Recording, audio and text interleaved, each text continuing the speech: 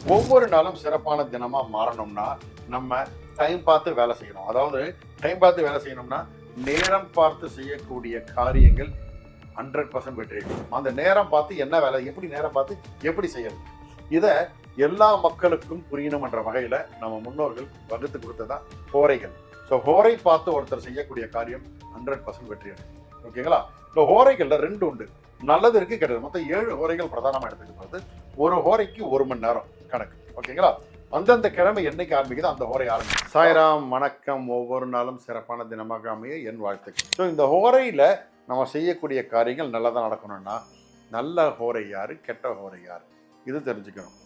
பொதுவாக பார்த்தீங்கன்னா சந்திர ஹோரை. ஓகேங்களா? அதுல வளர்பிறை சந்திரன் பிரதானமா. வளர்பிறை, தேய்பிறை 2 வகை உண்டு. இந்த வளர்பிறை சந்திரன், புதன், குரு, சுக்கிரன், இந்த 4 கிரகங்களும் சுப கிரகங்கள், நல்ல கிரகங்கள். இந்த டைம்ல நீங்க எந்த காரியம் வேணாலும் செய்யலாம். ஓகேங்களா? குறிப்பிட்டு குரு ஹோரை வந்துருச்சுன்னா நீங்க எதுவுமே பார்க்க வேண்டியதில்லை. அந்த குரு ஹோரையில கல்யாணம் பண்றதோ சரி, தொழில் தொடங்குறது, வித்தியைகள் ஆரம்பிக்கிறது, இது போல பல காரியங்கள் செய்யறது ரொம்ப விசேஷம் கொண்டு. நீங்க எந்த காரியம் வேணாலும் குரு ஹோரையில பண்ணலாம்னு சொல்லுவாங்க. அதே போல கெட்ட ஹோரைன்னு 3 ஹோரை பிரிக்க வச்சிருக்கேன். அசுப ஹோரை, சூரியன், செவ்வாய், சனி, இந்த 3 ஹோரைகளும் அசுப ஹோரைகள். அதாவது இந்த டைம்ல எந்த வேலையும் செய்யாம சும்மா இருந்துருவோம். இதை நான் பெரிய சார்ட்டே போட்டிருக்கேன். நான் உங்களுக்கு அது ஒவ்வொன்றா சொல்கிறேன். அந்த சார்ட் படி நான் சொல்கிறேன். அதை நோட் பண்ணி வச்சுக்கிட்டு அந்த நோட் படி நீங்கள் அதை ப்ரொசீட் பண்ணுங்கள். கண்டிப்பாக உங்களுக்கு வாழ்க்கையில் எல்லாமே வெற்றியாக மாறும். ஓகேங்களா? முதலில் சூரிய ஹோரை. சூரிய ஹோரையில் பார்த்தீங்கன்னா கவர்மெண்ட் சம்மந்தப்பட்ட விஷயங்கள் ஏதாவது அப்ளை பண்ணுறீங்க, சூரிய ஹோரையில் போங்க. அந்த காரியம் உங்களுக்கு நல்ல விதமாக வரும். கோவில்கள் பரிகாரத்துக்காக கோவிலுக்கு போக சொல்கிறாங்க இல்லையா? இந்த கோவிலுக்கு போயிட்டு வாங்க நல்லது அப்படின்னா சூரிய ஹோரையில் அந்த கோவிலுக்குள்ளே என்ட்ரானீங்கன்னா உங்களுக்கு உண்டான அந்த பரிகாரம் முழுசா நிவர்த்தி ஆகும். தர்மங்கள், அதாவது யாருக்கா தர்மம் பண்ண போறீங்க, ஓகேங்களா? ஏதாவது உங்களுக்கு வஸ்திரதானம் பண்ணுங்க, உங்களுக்கு இதை தானம் பண்ணுங்கன்னு சொல்றாங்கன்னா சூரிய ஹோரையில் அதை பண்ணுங்க, பலன் முழுசா வரும். ஓகே. அதே போல முன்னோர்களுக்கு தர்ப்பணம் கொடுக்கறதுக்கு சிறந்த டைம் பார்த்தீங்கன்னா சூரிய ஹோரை. அடுத்து பார்த்தீங்கன்னா சந்திர ஹோரை. சந்திர ஹோரை அப்படின்றதுல தேய்பிறை, வளர்பிறை 2 இருக்கு. அதில் வளர்பிறை சந்திரன் 100% பலனை கொடுக்கும். ரொம்ப விசேஷமானது. ஓகேங்களா?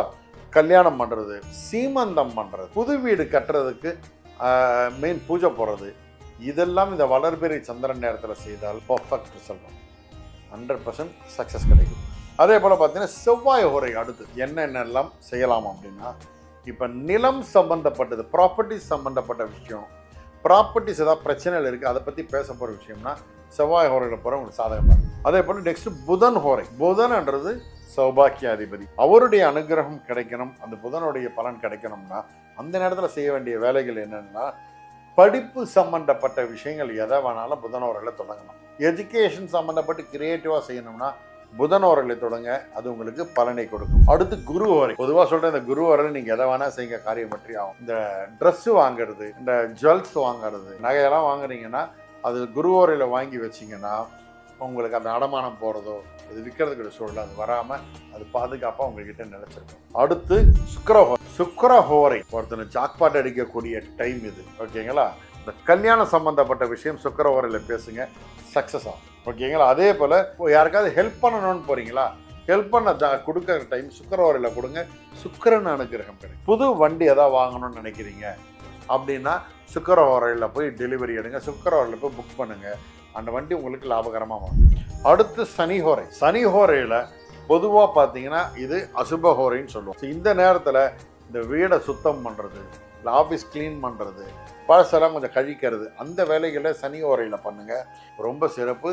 சனிக்கிழமை சனி ஹோரையில் நல்லெண்ணெய் வாங்கினால் உங்களுக்கு சனீஸ்வரருடைய அனுகிரகம் கிடைக்கும். இது கூடுதல் பாயிண்ட். ஓகேங்களா?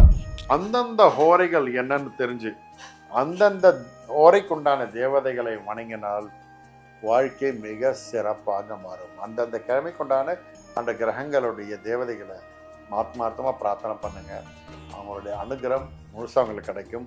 அந்தந்த ஹோரைக்குண்டான காரியம் செய்யும் போது காரியமும் வெற்றி அடையும். நமக்கு தேவை காரியம் நடக்கணும், அவ்வளோதானே. அந்த வேலை சக்ஸஸ் ஆகணுமா, அதுக்கு என்ன செய்யணுமோ அந்த டைம். இன்னும் இது ஒரு காலைல 10 மணிக்கு செய்ய வேண்டியது வெயிட் பண்ணி 12 மணிக்கு செய்யறதுல சில காரியம் தாமதித்து செய்தால் தவறில்லை, என வெற்றி கொண்டான நேரமாக மாறும். நல்லது நடக்கும். நல்லதுக்காக முயற்சி செய்யும் போது கண்டிப்பாக அது நல்லதாகவே மாறும். நல்லது நடக்கும், நல்லது மாத்திரமே நடக்கும். சாய்ராம்.